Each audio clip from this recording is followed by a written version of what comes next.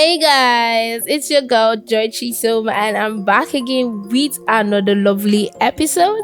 And this is the first time tuning into this channel. Do well to hit the subscribe button, turn on your notifications so you get notified whenever I get to drop any episode, and of course, do well to drop in comments on any episode you found interesting. So tonight we're going to be talking about keeping to promises. But before we go into it, if you know that you're yet to be a real talk fam, yes, there's a difference between just coming in once in a while and being a real talk fam. If you know you're yet to be a real talk fam, this is a call for you to be a real talk fam, because next week real talk with Churchy is going to be 4 years. Yes, so this is like happy anniversary to all the real talk family in advance. So if you are coming in tonight and being a real talk fam automatically, welcome to the family and happy anniversary in advance to you too. So back to tonight's episode on keeping to promises. Now, keeping to promises is not just about saying something and doing something that you said. It's about building trust. It's about showing reliability and ultimately strengthening the bond between you and your partner. Let's take, for example, making a promise as simple as taking out the trash or helping your partner plug in their phones or their gadgets and all of that. And something as big as being there for them when they're going through tough times. This is just a sense of showing security and stability for your relationship when you follow through with it. It is a commitment that you've put in on your end and that your partner also expects as a return on their own end. So keeping to promises is above the words to say. It's about the commitment that you've given yourself to. It's about the commitment you've also given to your partner. So every single time you make a promise to your partner, you should be aware of the fact that this is a commitment, and like the Bible said, make pledges that you know you can go through with.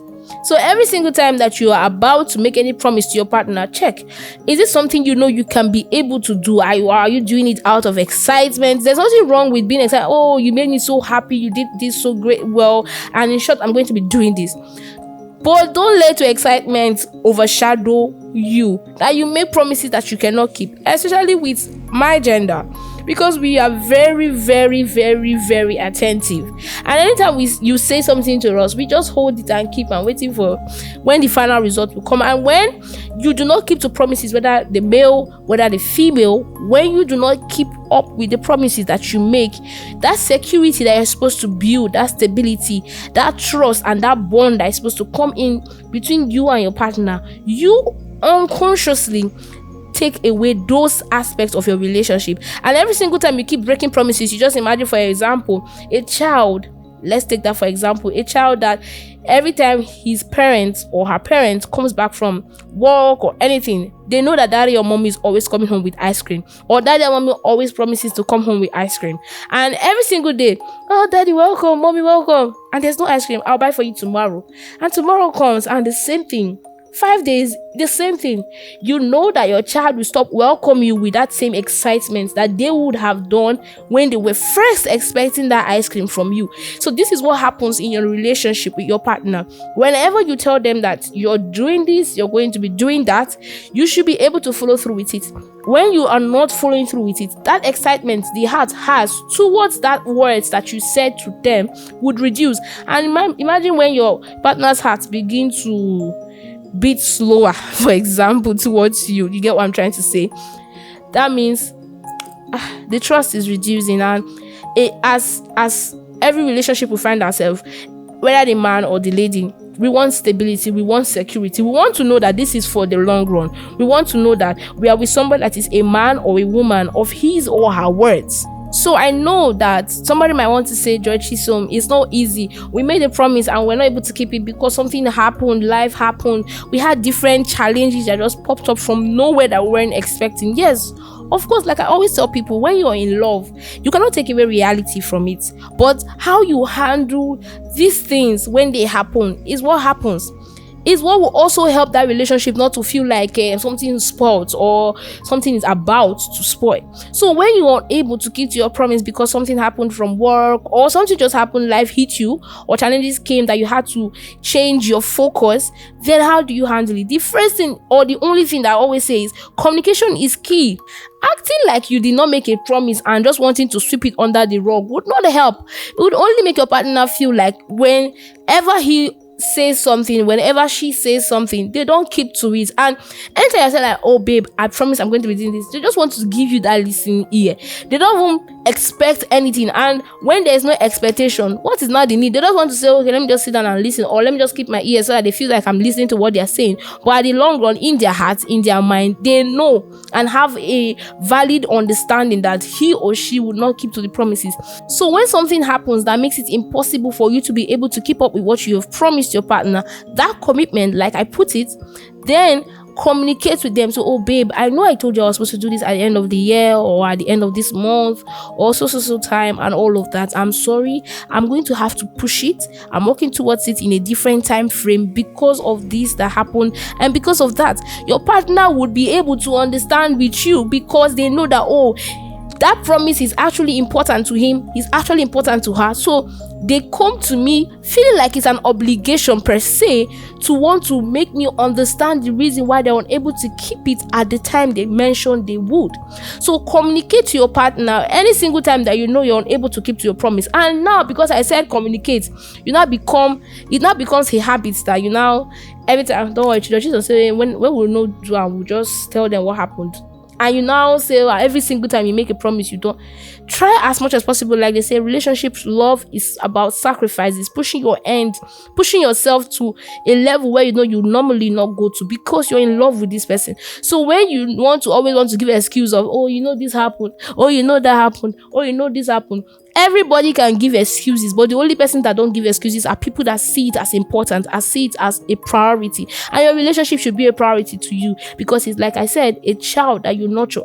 So every single time you're able to keep to that, you should be able to communicate. Now, how do you help yourself to keeping to promises? Because a lot of times work can get to us, business, anything we're about in our life can make us forget about promises we've made to our partners. How do we now go about making sure that we keep to promises? The first thing is make priorities. Yes, do not make a promise to your partner that's not a priority to them. Because every single time you're making a promise, it's something you're planning to do for them to make them happy.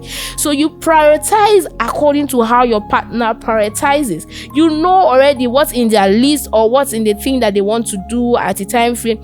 The one according to how important it is to them would make it more important to them as a person when you finally do it. So prioritize. Don't go and say, I want to do all of them. No, you cannot do all of them at once, because you also have other responsibilities that you're trying to meet. So if your partner, for example, has a list of, okay, I'm trying to get a laptop, and then there's another list of trying to change my room decor, there's a difference in priority. There's a difference in the scale of preference, and the scale of preference is a laptop, and that one should be the first thing you should try to get for them, if per se that was your promise to them. So prioritize according to the priorities of your partner. Another thing is focus. Yes, because a lot of times we get carried away according to, okay, how we feel or what's happening at the time we are with our partner, the situation we find ourselves, and we lose sight of things that are very important to our partner. So at that point, you should know your focus. This is the goal. Know your goal and plan towards it. Do not let anything carry you away. Because let me tell you something. The thing is, whenever you make a promise or a commitment to your partner about something you're going to do for them, whether you're doing other things around that thing, maybe you're trying to do other things that are also going to make them feel happy, they'll feel happy, no doubt. But the fact that you made a promise about that particular singular thing, that is what their eyes will be on. So do not be carried away and lose focus of the main goal and start trying to do the peripherals. It's not going to be as important to your partner as the promise you made to them. So the major thing you should try to do as much as possible when you make a promise to your partner is be focused on what you have promised on and try to go through with it. And then another thing is keeping reminders. You can set down reminders with your alarm, setting reminders with your dates, your calendars, and all of that, because you can skip it. Like I said, especially for our agenda, we can keep time. We can plan and keep to time. We understand this is the time, this is the year, this is the month, this is that, and all of that, because I don't know how we do it, but I think it's from God or something.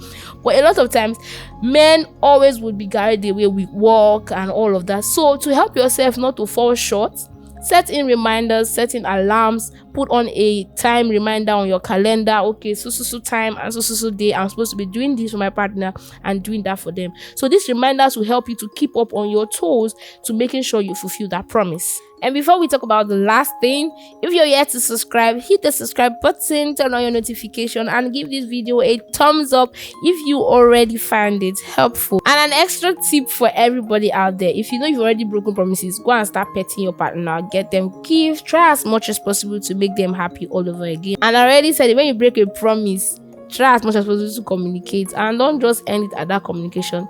Get them gifts, make them happy, so that they don't feel so sad about he promised me. Because there are some ladies that they have friends, and before you know that, say my babe promised me this, or my guy promised me this, my woman said she would do this for me, and at the end of the day they don't do it. It's shame to them now. Do you get? So try as much as possible to give them a semi-promise fulfilled gift. Do you get? So that they feel happy and take away the shame. Say, oh, he did not do it, or she did not do it, but something happened, that's why, but they gave me this in, do you get, to cover up, so they don't go and start carrying their face in hiding and all of that. Anyways, I hope this episode has blessed you and was helpful to you. If you love it, hit the subscribe button, give us a thumb up, and of course drop in your comments, and stay tuned for our next week's episode. And guess what? Next week is our anniversary. Thank you all for being a Real Talk fam. I love you. See you on our next episode, and bye.